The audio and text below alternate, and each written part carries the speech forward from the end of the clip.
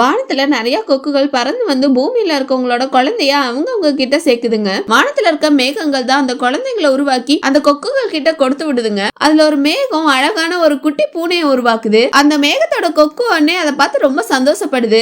இன்னொரு மேகம் அழகான குட்டி குழந்தைய உருவாக்குது. அதோட கொக்கும் அதை பார்த்து ரொம்ப சந்தோஷப்படுது. ஒரே ஒரு கருப்பு மேகம் மட்டும் தனியா இருக்கு. அது ஒரு குட்டி முதலைய உருவாக்குது. அந்த முதல்ல அதோட பல்ல வச்சு அந்த மேகத்தை கடிக்குது. அந்த மேகம் அதுகிட்ட இப்படிலாம் பண்ணக்கூடாது, சமத்து பிள்ளையா இருக்கணும்னு சொல்லிட்டு அதோட கொக்கு கூப்பிடுது. அந்த கொக்கு அங்க வந்து அந்த மேகத்துக்கிட்ட வணக்கத்தல்ல நான் வந்துட்டேன்னு சொல்லுது. இந்த கருப்பு மேகமும் அந்த கொக்க பாசமா கட்டி பிடிச்சுக்குது. அந்த கொக்கு அந்த மேகத்துக்கிட்ட நான் யார இப்ப கொண்டு போய் பூமியில விடணும்னு கேக்குது. அந்த மேகம் உடனே ஒரு குட்டி முதலைய காட்டுது. அந்த முதல்ல அந்த கொக்க பார்த்த உடனே அதோட தலையை போய் டக்குன்னு கவ்விடுது. அந்த மேகம் அந்த கொக்கு கிட்ட இருந்து அந்த முதலையை எடுத்து ஒரு பைக்குல போட்டு அது கிட்ட தருது. அந்த கொக்கு படாத பாடுபட்டு அந்த முதலையை போய் அதோட அம்மா கிட்ட சேர்த்துட்டு மறுபடியும் அந்த மேகத்துக்கிட்ட வருது. அந்த மேகம் அதுகிட்ட நான் இப்ப உனக்காக புதுசா இன்னொன்னு ரெடி பண்ணி வச்சிருக்கேன்னு சொல்லிட்டு ஒரு ஆடை காட்டுது. அந்த ஆட்டுக்குட்டியை ரொம்ப குறும்புத்தனம் பண்ணிட்டு அந்த கொக்கை போய் இடிச்சுக்கிட்டே இருக்கு. அந்த கொக்கு வானத்துல இருக்க மத்த கொக்குகள் எல்லாம் பாக்குது. அந்த எல்லா கொக்குமே ரொம்ப சந்தோஷமா ஜாலியா விளையாடிட்டு இருக்குங்க. இது அந்த கருப்பு மேகத்துக்கிட்ட இருந்து அந்த ஆட்டுக்குட்டியை வாங்கி கொண்டு போய் அதோட அம்மா கிட்ட விட்டுட்டு மறுபடியும் வருது. அந்த கருப்பு மேகம் அந்த கொக்குக்காக புதுசா ஒண்ணு உருவாக்கி வச்சிருக்கு.